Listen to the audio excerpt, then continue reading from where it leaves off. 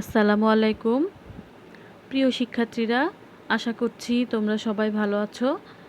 আমি ফারহানা গুলজার, প্রভাষক ইতিহাস বিভাগ, ওমরগনি এমএস কলেজ, চট্টগ্রাম থেকে আজকের অনলাইন ক্লাসটিতে তোমাদের স্বাগত জানাচ্ছি। আমার আজকের ক্লাসটি এইচএসসি দ্বিতীয় বর্ষ অর্থাৎ দ্বাদশ শ্রেণীর মানবিক শাখা শিক্ষার্থীদের জন্য। বিষয় ইতিহাস দ্বিতীয় পত্র, অধ্যায় চতুর্থ। হ্যাঁ, তোমাদের আমি বলশেবিক বিপ্লবের অধ্যায়টি পড়াচ্ছিলাম। ইতিমধ্যে তোমরা আমার পূর্বের ক্লাসগুলো থেকে জেনেছো যে বলশেবিক বিপ্লব কী, কেন রাশিয়ায় বলশেবিক বিপ্লব হয়েছিল এ সম্পর্কে। তো আজকের ক্লাসটিতে থাকবে বলশেবিক বিপ্লবের পূর্বে রাশিয়ার রাজনৈতিক অবস্থা সম্পর্কে আলোচনা। এর শিক্ষণফল হবে এই বিষয়টি জানার পরে তোমরা রাশিয়ার রাজনৈতিক অবস্থা সম্পর্কে বলতে পারবে। তো রাজনৈতিক অবস্থা আলোচনার সুবিধার্থে আমি উচ্চতর দক্ষতার একটি প্রশ্ন রেডি করেছি। প্রশ্নটি হচ্ছে, জার সরকারের ব্যর্থতাই রাশিয়ায় বলশেভিক বিপ্লব উদ্ভবের প্রধান কারণ। এই প্রশ্নটি আলোচনার মাধ্যমে মূলত রাশিয়ার বিপ্লবের পূর্বে রাজনৈতিক অবস্থা কেমন ছিল এটি সম্পর্কে আমরা জানতে পারব। যেহেতু জার সরকার ব্যর্থ হয়েছিল, সেটি অবশ্যই রাজনৈতিক ব্যর্থতা, শাসনতান্ত্রিক ব্যর্থতা। তারা ঠিকমতো শাসনকার্য পরিচালনা করেনি, এ কারণে জার সরকার ব্যর্থ হয়েছিল। আর তাদের ব্যর্থতাই হচ্ছে বিপ্লব উদ্ভবের কারণ। এখন আসো উত্তরটি আমরা কিভাবে লিখব তা আমরা দেখে নিই। রাশিয়ার রাজনৈতিক দলগুলোর মধ্যে অন্যতম ছিল সোশ্যাল ডেমোক্রেটিক দল। এই সোশ্যাল ডেমোক্রেটিক দলই কিন্তু বলশেভিক দল, যারা রাশিয়ায় বিপ্লবের মাধ্যমে জার সরকারের পতন ঘটিয়েছিল। তো এই দলটির উদ্ভব ঘটেছিল বা এই দলটি তৈরি হয়েছিল 1818 সালে। দলের সদস্যরা ছিল মার্ক্সবাদে বিশ্বাসী। মার্ক্সবাদ মানে হচ্ছে, এর মূল কথা হচ্ছে সমাজতন্ত্র প্রতিষ্ঠা করা। সমাজে সকলের সমান অধিকার থাকবে, রাজার কথায় সমাজ পরিচালিত বা দেশ পরিচালিত হবে না, বরঞ্চ সমাজতন্ত্র প্রতিষ্ঠার মাধ্যমে দেশের সাধারণ জনগণের মতামতকে মূল্যায়ন করা হবে। এটাই হচ্ছে সমাজতন্ত্র প্রতিষ্ঠা করার লক্ষ্য। কিন্তু দলটি প্রতিষ্ঠিত হওয়ার পরপরই এর কর্মসূচি নির্ধারণ করা নিয়ে দলটি দুটো ভাগে বিভক্ত হয়ে যায়। এক ভাগ হচ্ছে লেনিন কর্তৃক পরিচালিত, যেটি হচ্ছে বলশেভিক দল, আর অন্যটি হচ্ছে মার্তভ এবং প্লেখানভ কর্তৃক পরিচালিত। এই দলটি মেনশেভিক দল নামে পরিচিত হয়। বলশেভিক নাম হওয়ার কারণ ছিল সংখ্যাগরিষ্ঠতার কারণে, আর মেনশেভিক নাম হওয়ার কারণ ছিল সংখ্যা লঘু হওয়ার কারণে। তাহলে আমরা বুঝতে পারছি যে এই দলটি সোশ্যাল ডেমোক্রেটিক যে দল, এই দলটি দুটি ভাগে বিভক্ত হওয়ার পরে বেশি মানুষ যারা সমর্থন করেছিল যে দলটিকে, সেটি হচ্ছে বলশেভিক। তো উভয় দলই কিন্তু জারতন্ত্রের পতন তীব্রভাবেই কামনা করত, কিন্তু তাদের কর্মপদ্ধতিটা ছিল কিছুটা ভিন্ন। লেনিন বলশেভিক দলকে দ্রুত বিপ্লবের জন্য প্রস্তুত করছিলেন। তিনি চেয়েছিলেন যে বিপ্লবের মাধ্যমে রুশ সমাজের আমূল পরিবর্তন করা, আর অন্যদিকে মার্তভ তার মেনশেভিক দলকে নিয়মতান্ত্রিক বুর্জোয়া বিপ্লবের অপেক্ষায় থাকতে বলেন। বলশেভিক দল জারতন্ত্রের বিরুদ্ধে সমগ্র দেশের কারখানা, কৃষক, শ্রমিক এবং সেনাবাহিনী, এদের মধ্যে আলাদা আলাদাভাবে শক্তিশালী সংগঠন গড়ে তুলেছিল তাদের নিজেদের কর্মবাহিনীর মাধ্যমে। তো আসো আমরা এখন দেখে নিই বলশেভিক দল কিভাবে বিপ্লবের প্রস্তুতি নিয়েছিল। তো প্রথমে যেটি বলেছি যে জারতন্ত্রের বিরুদ্ধে বলশেভিক দল সমগ্র দেশ থেকে শ্রমিক, কৃষক, সেনাবাহিনী নিয়ে তারা শক্তিশালী সংগঠন গড়ে তোলে বা নিজেদের কর্মী বাহিনী তারা গঠন করে। এরপর 1900 সালে লেনিন তার প্রচেষ্টায় প্রকাশিত হয় ইমক্রা নামক একটি পত্রিকা। এটি রুশ জনগণের মনে রাজনৈতিক সচেতনতা এবং অধিকার গড়ে তোলার ব্যাপারে অধিকার সম্পর্কে জাগরণ গড়ে তোলার ব্যাপারে গুরুত্বপূর্ণ ভূমিকা পালন করেছিল। তাহলে পত্রিকাটির নাম কি বললাম? ইমক্রা। এটি 1900 সালে প্রকাশিত হয়। কার প্রচেষ্টায়? লেনিনের প্রচেষ্টায়। এরপর এই পত্রিকাটি রাজনৈতিক সচেতনতা সৃষ্টি করার জন্য কি করেছিল? তারা জার সরকারের বিরুদ্ধে বিভিন্ন রকম প্রবন্ধ এসব লিখে মানুষকে সচেতন করার চেষ্টা করেছিল। এরপরে আসো আমরা এখন দেখি যে রাজনৈতিক দুর্বলতাটা তখন রাশিয়ায় কেমন ছিল। রাশিয়ার জার সরকার ছিল ঘোর স্বৈরাচারী শাসক। 3 শতাব্দী ধরে রাশিয়ায় জাততান্ত্রিক শাসন ব্যবস্থা চলছিল। তোমাদের হয়তো মনে আছে, ফ্রান্সেও আমরা দেখেছিলাম যে রাজার ঈশ্বর প্রদত্ত ক্ষমতায় তারা বিশ্বাসী ছিল। এখানেও অনেকটা তাই, রাজার ছেলে রাজা হবে বা রাজার বংশধর রাজা হবে, এভাবেই চলছিল 3 শতাব্দী ধরে। তার মধ্যে উল্লেখযোগ্য মনে করো পিটার দ্য গ্রেট, ক্যাথারিন, দ্বিতীয় আলেকজান্ডার। এই যে শাসকরা, তাদের আমলে কিন্তু রাশিয়ার অভ্যন্তরীণ উন্নয়ন এবং আন্তর্জাতিক ক্ষেত্রেও রাশিয়ার মর্যাদা বৃদ্ধি পেয়েছিল। কিন্তু ক্রিমিয়ার যুদ্ধ, রুশ জাপান যুদ্ধ, প্রথম বিশ্বযুদ্ধে সামরিক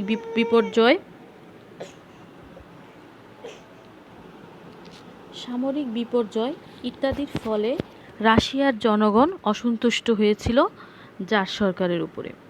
তাহলে আমি কয়েকজন শাসকের নাম বললাম রাশিয়ায়, যারা কিন্তু রাশিয়ার অভ্যন্তরীণ উন্নয়ন এবং আন্তর্জাতিক ক্ষেত্রে রাশিয়ার মর্যাদা বৃদ্ধি করতে সক্ষম হয়েছিলেন। তাদের নামগুলো আবার রিপিট করছি: পিটার দ্য গ্রেট, ক্যাথারিন, দ্বিতীয় আলেকজান্ডার। কিন্তু বিভিন্ন কারণে রাশিয়ার অবস্থা আবার শোচনীয় হয়ে পড়ে। যে সেই কারণগুলোর মধ্যে হচ্ছে উল্লেখযোগ্য কি? ক্রিমিয়ার যুদ্ধ, রুশ জাপান যুদ্ধ এবং সর্বোপরি প্রথম বিশ্বযুদ্ধ। এসব প্রথম বিশ্বযুদ্ধ, এই 3টি ক্ষেত্রেই রাশিয়ার বিপর্যয় ঘটেছিল। এ কারণে কিন্তু রাশিয়ার জনগণ ও জার সরকারের উপরে অসন্তুষ্ট হয়ে যাচ্ছিল। দিন দিন আরও তাদের অসন্তোষের পরিমাণ বৃদ্ধি পাচ্ছিল। তো তৃতীয় আলেকজান্ডার এবং দ্বিতীয় নিকোলাস, আরেকজন শাসক, তারা কিন্তু স্বৈরাচারী শাসন ব্যবস্থায় দেশ চালাতো। তাদের সৈন্যবাহিনী, পুলিশ বাহিনী, ভূস্বামী, অভিজাত শ্রেণী, আমলা, চার্চের মাধ্যমে তারা তাদের ক্ষমতাগুলো প্রদর্শন করত। এবং এই সময় কোনো জনপ্রতিনিধিমূলক সংস্থাও ছিল না। তো জার শাসক থেকে মুখ ফিরিয়ে নেওয়ার জন্য জনগণ যে মুখ ফিরিয়ে নিয়েছিল, তার জন্য এই কারণগুলোই কিন্তু যথেষ্ট। আর এই কারণগুলো দিয়েই আমরা তৎকালীন রাশিয়ার রাজনৈতিক অবস্থা সম্পর্কে খুব সহজেই আমরা বুঝতে পারছি। এরপর আসো যে প্রথম বিশ্বযুদ্ধে কেন জনগণ রাশিয়ার জার সরকারের উপরে অসন্তুষ্ট হয়েছিল, সেই বিষয়টি একটু দেখি আমরা। প্রথম বিশ্বযুদ্ধে রাশিয়ায় যে বিশ্বযুদ্ধে অংশগ্রহণ করেছিল, সেই অংশগ্রহণের বিরোধিতা করেছিল বলশেভিক দল। কিন্তু তাদের বিরোধিতা উপেক্ষা করে জার সরকার যুদ্ধে অংশ নেওয়ার পরে ফলাফলটা কী হলো সেটা আমরা সবাই জানি। ব্যাপক ক্ষয়ক্ষতির তারা সম্মুখীন হয়েছিল। তো এই ক্ষয়ক্ষতির কারণে সাধারণ মানুষ বুঝতে পেরেছিল যে বলশেভিক দলের সিদ্ধান্তটাই সঠিক ছিল। রাশিয়া প্রথম বিশ্বযুদ্ধে অংশগ্রহণ করাটা ঠিক হয়নি। এই কারণে বলশেভিক দলের উপরে তারা আস্থাশীল হয়, অন্যদিকে জার সরকারের প্রতি তারা রুষ্ট হয়। এছাড়াও আরেকটি গুরুত্বপূর্ণ কারণ ছিল রাজনৈতিক অবস্থায় অচল অবস্থা সৃষ্টি হওয়ার জন্য, সেটি হচ্ছে, এটি 5 নম্বর পয়েন্টে দিয়েছি, জার সরকার জার্মান, ইহুদি, ফিনেগাল ইত্যাদি সংখ্যালঘুদের নির্মমভাবে রুশীকরণ নীতি চাপিয়ে দিয়েছিল। অর্থাৎ রুশীকরণ মানে রাশিয়া যারা থাকবে তাদেরকে রাশিয়ান হতে হবে। অন্য কোনো জাতি রাশিয়ায় থাকাটা তারা পছন্দ করছিল না, জার সরকার পছন্দ করছিল না। আর রাশিয়ায় থাকতে হলে জোরপূর্বক তাদেরকে রাশিয়ান যে নীতি বা রাশিয়ান হতে হবে, এই নীতিটি তারা গ্রহণ করেছিল। এর ফলে জার সরকার বিরুদ্ধে ইহুদিরা তীব্রভাবে জাতীয়তাবাদী আন্দোলন শুরু করে। তো এছাড়াও হয়েছিল কি, যে সমস্ত ভূস্বামীরা ক্ষতিগ্রস্ত হয়েছিল কৃষিক্ষেত্রে বা জমি জমার ক্ষেত্রে, রাষ্ট্র পরিচালনায় অংশগ্রহণের সুযোগ থেকে তারা বঞ্চিত ছিল। রাজনৈতিক দল গঠন করা নিষিদ্ধ করা হয়েছিল, শ্রমিকদের আন্দোলন করা নিষিদ্ধ করা হয়েছিল। ফলে বিভিন্ন ধরনের গুপ্ত বাহিনী গড়ে উঠতে থাকে।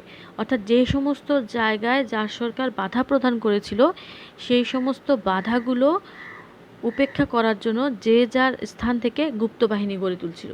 যেমন কৃষকদের গুপ্ত বাহিনী, শ্রমিকদের গুপ্ত বাহিনী, রাজনৈতিক দল যারা গঠন করতো তারাও গুপ্ত বাহিনী গড়ে তোলে। তো এইভাবে গুপ্ত বাহিনীগুলো গড়ে যখন উঠতে থাকে, তখনই বোঝা যাচ্ছে যে রাজনৈতিক অতটা অচল অবস্থা সৃষ্টি হয়েছিল। আর এই অচল অবস্থার কারণেই বলশবিক দল জনপ্রিয় হয়ে ওঠে। শ্রমিকদের যে ব্যাপারটা, সেটি আমি তোমাদের আরেকটু বুঝিয়ে বলছি। যে শ্রমিকরা যখন কোনো কলকারখানায় কাজ করে, তখন তারা বেশিরভাগ দেশেই, বর্তমানে কিন্তু সব দেশেই, তারা একটা ট্রেড ইউনিয়নের আওতায় থাকে, একটা সংগঠনের আওতায় থাকে। শ্রমিকদের দাবি দেওয়া, যে একজন শ্রমিক গিয়ে তাদের দাবি দেওয়া পেশ করবে না, ইউনিয়নের মাধ্যমে তারা তাদের বিভিন্ন রকমের দাবি দেওয়া জানাবে মালিক পক্ষের কাছে। মালিক পক্ষ সেই দাবি বিবেচনা করে সেগুলো তাদের মেনে নেয় অথবা মেনে নেয় না। তো সেই সময় শ্রমিকদেরকে কোনো ট্রেড ইউনিয়ন করতে দেওয়া হয়নি। ফলে তারা আন্দোলন করার জন্য সুবিধামতো প্ল্যাটফর্ম তখনও পাচ্ছিল না। এছাড়াও আগে বললাম যে রাজনৈতিক দলও তখন নিষিদ্ধ ছিল। এ কারণে নিয়মতান্ত্রিক উপায়ে তারা রাজনৈতিক ভাবে আন্দোলন করে দাবি আদায় করতে পারছিল না। এ কারণে যে গুপ্ত সমিতির কথা বললাম, এর মধ্যে অনেক কিন্তু রাজনৈতিক সমিতিও গড়ে উঠেছিল। এই সময় শেষ জার, দ্বিতীয় নিকোলাস, যার বিরুদ্ধে বলশেভিক বিপ্লবটি হয়েছিল, তিনি এবং তার রানী আলেকজান্দ্রা রাসপুতিন নামে সাইবেরিয়াবাসী এক ধর্মযাজকের প্রভাবে পড়েন তারা। অর্থাৎ তাদের উপর সাইবেরিয়ার একজন লম্পট বলা যায় ধর্মযাজক তাদের উপরে বেশ প্রভাব বিস্তার করেছিল। সেই ধর্মযাজক, যার নাম বললাম রাসপুটিনের নির্দেশে এবং কুচক্রী প্রভাবে শাসন কার্য এবং শাসন নীতির ক্রমশ অবনতি হতে থাকে। রাশিয়ায় ইউরোপীয় উদারনৈতিক এবং গণতান্ত্রিক ভাবধারায় অনুপ্রবেশ স্বৈরাচারী শাসকেরা রোধ করতে পারেনি। তো এই রাজনৈতিক অচলাবস্থা নিরসনের জন্য প্রতিশ্রুতি দিয়েছিল ডেমোক্রেটিক দল। মানে রাশিয়ায় যে রাজনৈতিক অচলাবস্থা, বিভিন্ন কারণগুলো আমি বললাম যে বিভিন্ন কারণে সৃষ্টি হয়েছিল, এই কারণগুলো জনগণের সামনে তুলে ধরে তাদেরকে এ থেকে বের করে নিয়ে আসার, এই অবস্থা থেকে মুক্তি দেওয়ার প্রতিশ্রুতি দিয়েছিল বলশেভিক দল। এ কারণে দলটির উপর সাধারণ মানুষ আস্থা জ্ঞাপন করে এবং দলটিও জনপ্রিয় হয়ে ওঠে। তো এই যে কারণগুলো, এগুলোতে কিন্তু আমরা বুঝতে পারছি যে রাশিয়ায় রাজনৈতিক অচল অবস্থার সৃষ্টি হয়েছিল। এই অচল অবস্থা থেকে মুক্তি দেওয়ার স্বপ্ন দেখিয়েছিল লেনিনের নেতৃত্বাধীন বলশেভিক দল। লেনিন কিন্তু প্রথম বিশ্বযুদ্ধকে সাম্রাজ্যবাদী, আগ্রাসী এবং লুণ্ঠনকারী হিসেবে চিহ্নিত করে উক্ত যুদ্ধের বিরুদ্ধে জনগণকে সোচ্চার হওয়ার আহ্বান জানিয়েছিলেন। বলশেভিকদের নিষেধ উপেক্ষা করে জার সরকার প্রথম বিশ্বযুদ্ধে অংশ নেয়। রাশিয়ায় ব্যাপক ক্ষয়ক্ষতি, লক্ষ লক্ষ সৈন্যের মৃত্যু, বাড়িঘর, রাস্তাঘাট, ব্যাপক ধ্বংস জার সরকারের দুর্বলতা ছাড়া আর কিছুই প্রকাশ করেনি। এমন যখন পরিস্থিতি, লাস্ট আঘাতটা আসে 1917 সালের 8ই মার্চ। রাশিয়ার স্বৈরাচারী রাজবংশের বিরুদ্ধে এক বিদ্রোহ সৃষ্টি হয়। এই সময় বলশেভিক দলের ডাকে পেট্রোগ্রাড শহরের 49টি কারখানায় ধর্মঘট পালিত হয়। উক্ত ধর্মঘটে 22,000 শ্রমিক অংশগ্রহণ করে এবং এখানে সাধারণ মানুষও অংশগ্রহণ করেছিল। সবচেয়ে মজার ব্যাপার হচ্ছে, সরকার বিদ্রোহ দমন করার জন্য, অর্থাৎ যারা বিদ্রোহ করছে তাদেরকে বাধা দেওয়ার জন্য সেনাবাহিনী প্রেরণ করেছিল।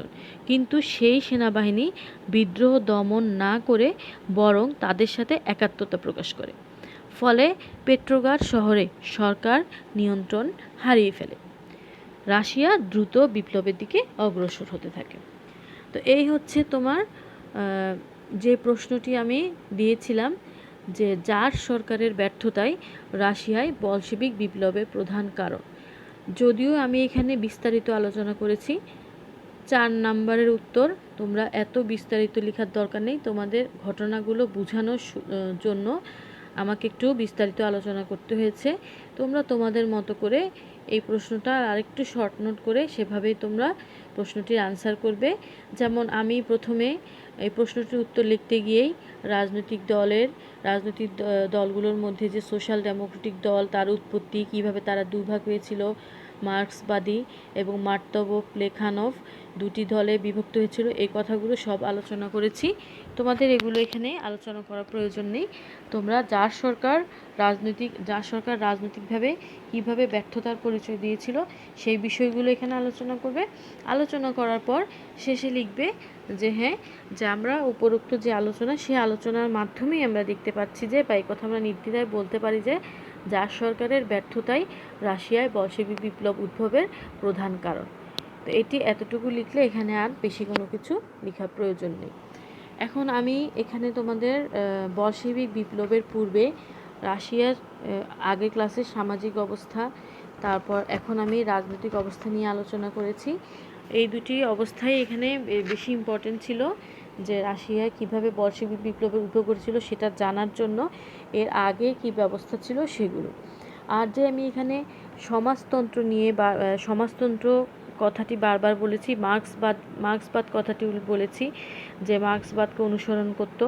মার্ক্সবাদ হচ্ছে এটি কি, সমাজতন্ত্র কি, সেটিও আমি তোমাদের বোঝানোর চেষ্টা করেছি, যে পৃথিবীতে যত প্রাকৃতিক সম্পদ আছে, সেটা ভূমি হোক, জল হোক বা অন্যান্য যে প্রাকৃতিক সম্পদ আছে, সবগুলোতেই সকল মানুষের সমান অধিকার রয়েছে। এগুলো কারো ব্যক্তিগত সম্পত্তি নয়, কারণ এগুলো পরিশ্রম দ্বারা কেউ সৃষ্টি করেনি। এ কারণে একচেটিয়াভাবে কোনো বংশ, কোনো দেশ, কোনো শাসক গোষ্ঠী এগুলো ভোগ করতে পারবে না। প্রতিটি নাগরিকের জীবিকা উপার্জন করার অধিকার রয়েছে, যা রাষ্ট্রকে বাস্তবায়ন করতে হবে, অর্থাৎ জনগণের জীবিকার ব্যবস্থা করে দিতে হবে রাষ্ট্রকে। এই যে এই বিষয়গুলো, এগুলোই ছিল মার্ক্সের কথা, এইগুলোই হচ্ছে সমাজতন্ত্রবাদের মূল লক্ষ্য।